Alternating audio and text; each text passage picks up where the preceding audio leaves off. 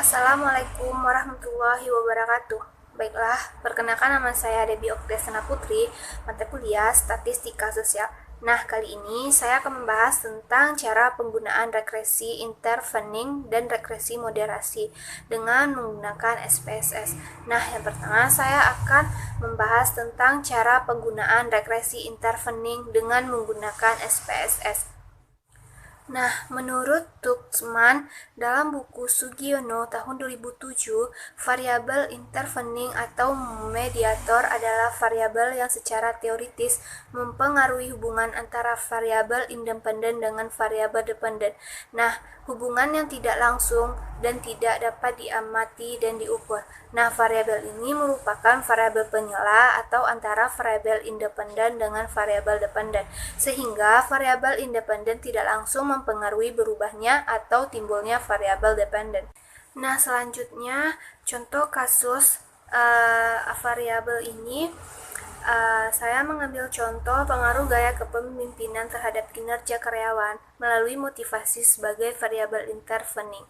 Nah, hipotesisnya yang pertama, bagaimana pengaruh gaya kepemimpinan terhadap kinerja. Yang kedua, bagaimana pengaruh gaya kepemimpinan terhadap motivasi. Yang ketiga, bagaimana pengaruh motivasi terhadap kinerja karyawan. Yang keempat, bagaimana pengaruh gaya kepemimpinan terhadap kinerja karyawan melalui motivasi.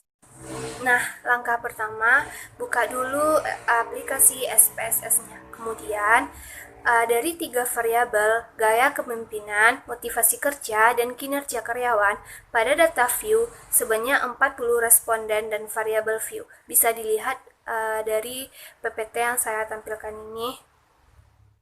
Nah, kemudian klik Analyze, lalu klik Regression, dan klik Linear. Nah, kemudian muncul kotak dialog linear regression. Selanjutnya, klik variabel gaya kepemimpinan X pada kotak independen. Kemudian, klik variabel kinerja karyawan Y pada kotak dependen. Lalu, klik OK. Nah, kemudian lihat output SPSS-nya. Pada output ini disebut dengan model 1.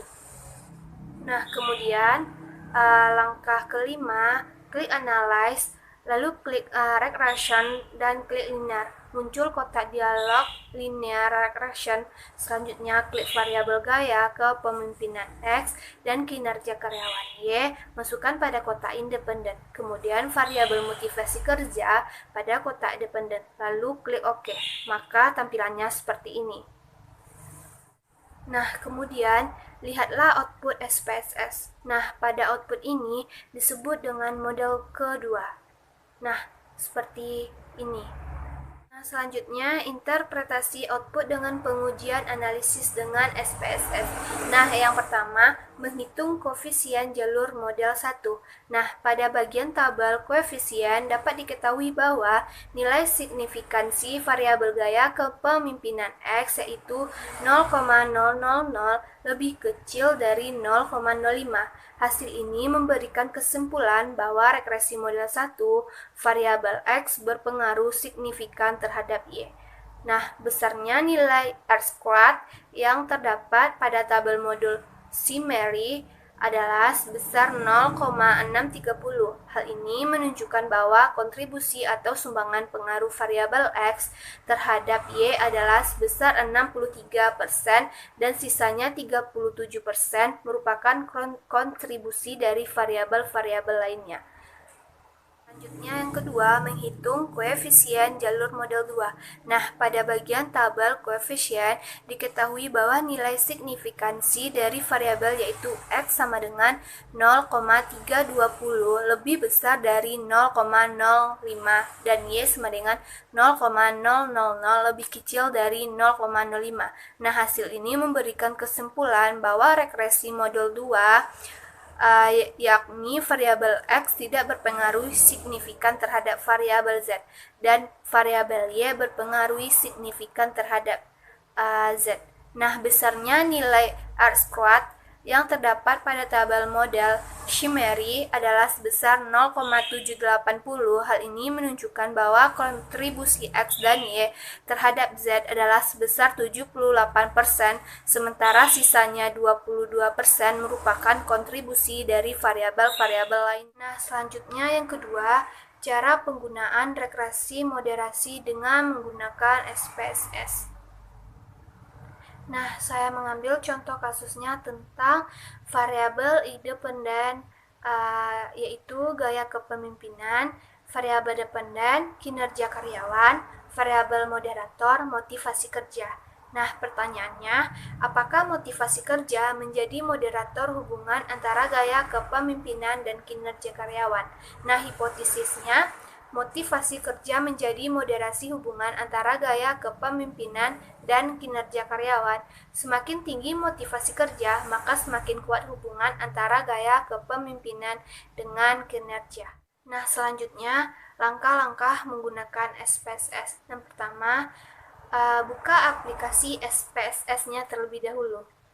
Lalu, 3 variabel gaya kepemimpinan, motivasi kerja, dan kinerja karyawan pada data view sebanyak 40 responden dan variabel view. Data XM hasil perkalian antara variabel X kali F. Nah, kemudian klik lagi Analyze, lalu klik Regression dan Linear, dan muncullah kotak dialog linear regression. Selanjutnya, klik variabel gaya kepemimpinan X, motivasi M, dan gaya motivasi masukkan pada kotak independen. Kemudian variabel kinerja Y pada kotak dependen. Lalu klik OK. Nah, seperti ini. Nah, langkah selanjutnya, lihat outputnya. Seperti ini outputnya. Nah, selanjutnya analisis regresi variabel moderasi dan kesimpulannya. Nah, nilai R-squared pada regresi pertama sebesar 0,630 atau 63%. Setelah ada persamaan regresi kedua, nilai R-squared naik menjadi 0,879 atau 879%.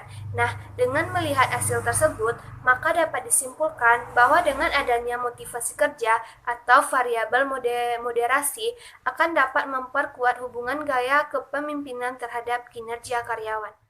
Nah, sampai di sini dulu materi dari saya. Wassalamualaikum warahmatullahi wabarakatuh.